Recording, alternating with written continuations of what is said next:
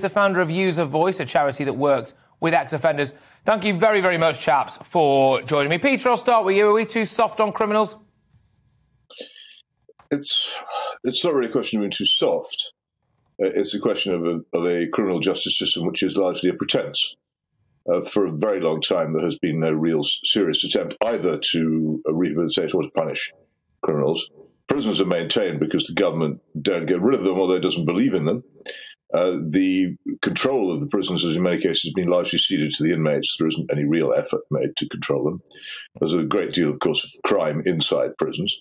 And this reflects society outside, especially in drugs. And we don't enforce our drug laws outside, so it's kind of ridiculous to expect the beleaguered prison officers to enforce them inside. It's all a general symptom of the fact that we have, as a country, abandoned any serious attempt to impose criminal justice. The courts are similarly in a hopeless mess with vast backlogs of cases. The police barely take any notice of huge amounts of crime. Generally, unless you actually kill somebody, it's harder to get into prison in this country than it is to get into university. You have to really try. And it's my guess that, because it's impossible to explain why, and impossible to be sure, that these days probably someone has committed 30 offences before he sees the inside of a prison.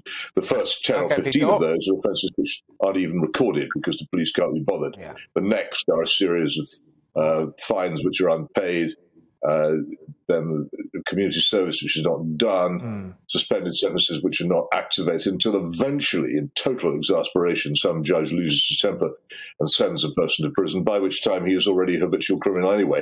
Okay, so all right, Peter, we're going to come back to you. We're going to come back to you. Sorry, I know there's a lot to get stuck into, but Mark, I just want to throw it over to you now. Mark Johnson, of course, founder of User Voice, a former prisoner as well, apparently. What do you make of what Peter's just said there? Well, I just think it's. I agree with actually quite a lot that he says about the political rhetoric that just keeps turning over and over and over again. Is actually they've been tinkering around this stuff for a very long time. I mean, the line today was so well written, and you called it weird, and I find it weird as well. Around that, if you stop taking drugs, we'll allow you to play pool. It's ridiculous.